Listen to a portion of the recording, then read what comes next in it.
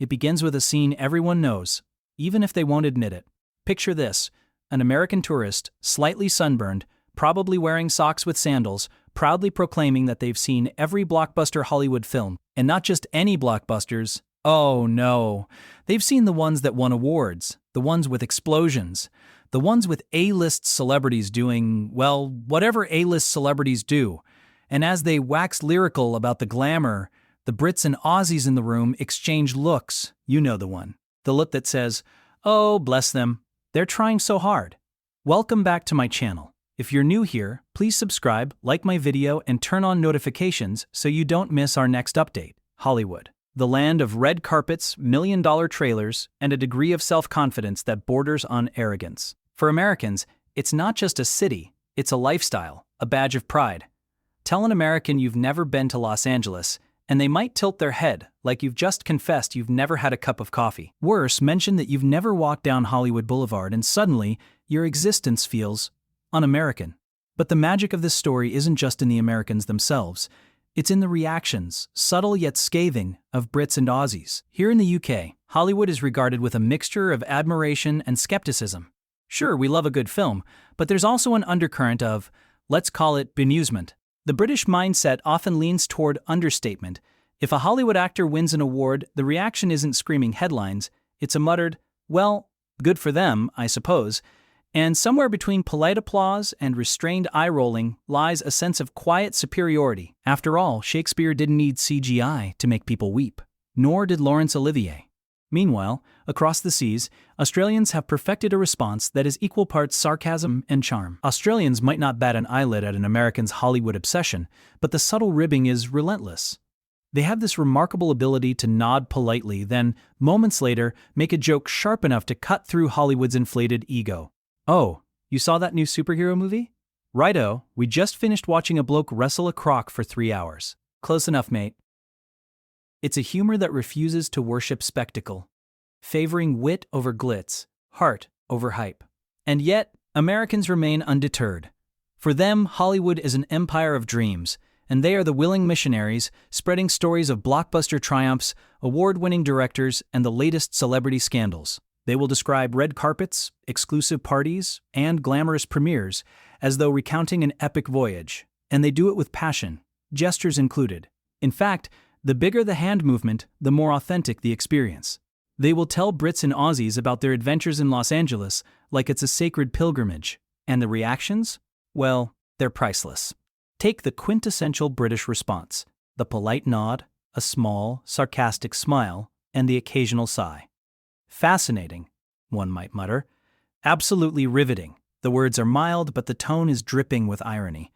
Somewhere between civility and covert mockery, the British audience is thinking, do they really believe this is impressive? And that is the subtle art of British humor, the power of the unspoken.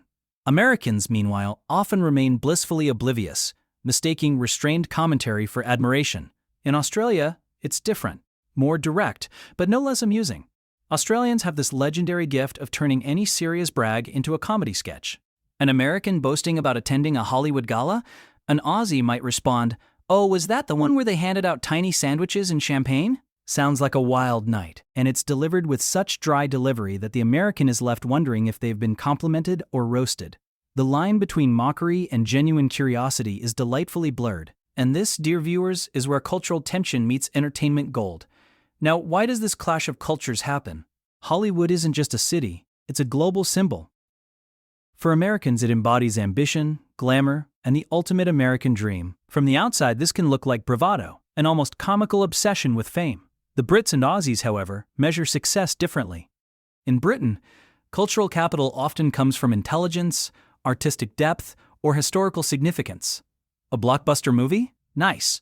But compare it to decades of theater tradition, the genius of British television, or the subtle artistry of a period drama, and suddenly Hollywood glitz seems a bit superficial.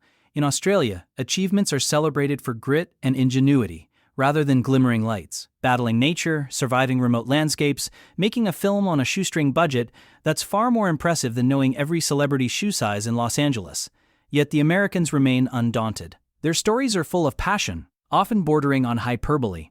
"You won't believe it, mate, I literally met a celebrity," they might declare, eyes wide with excitement. The Brits and Aussies, conditioned by dry humor and understatement, simply absorb the tale with polite nods or sardonic quips.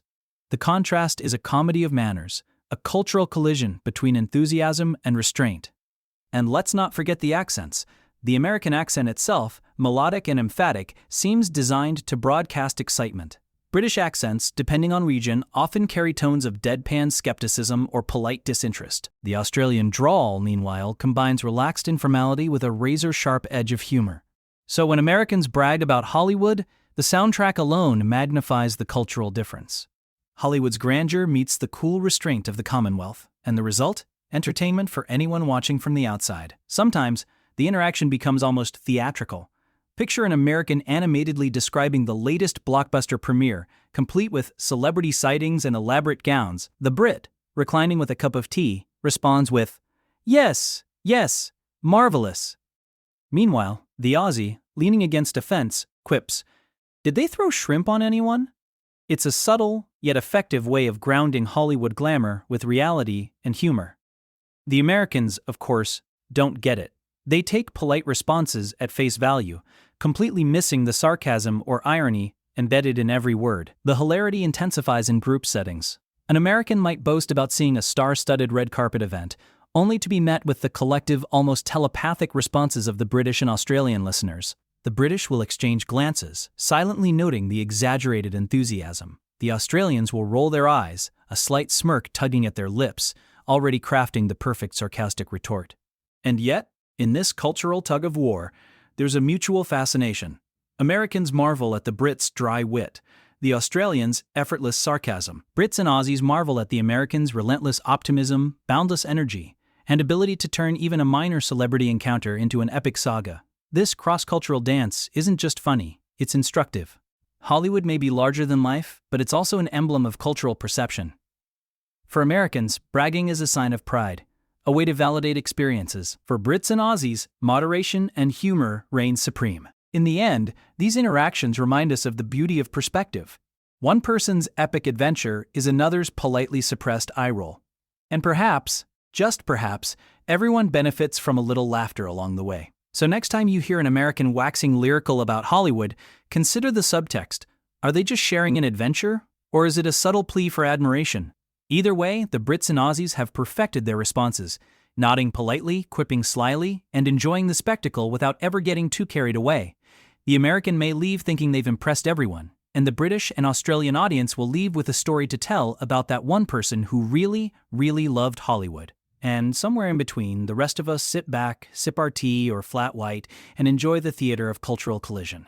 Because, at the end of the day, it's more than Hollywood. It's about perspective, humor, and the unspoken social codes that define us. Americans will always brag, Brits will always understate, Australians will always quip, and somehow, against all odds, it works. The conversation continues, laughter bubbles beneath the surface, and Hollywood remains the glittering, ever-elusive mirage that fuels tales, jokes, and cultural observations across continents. And isn't that, after all, the real magic of storytelling?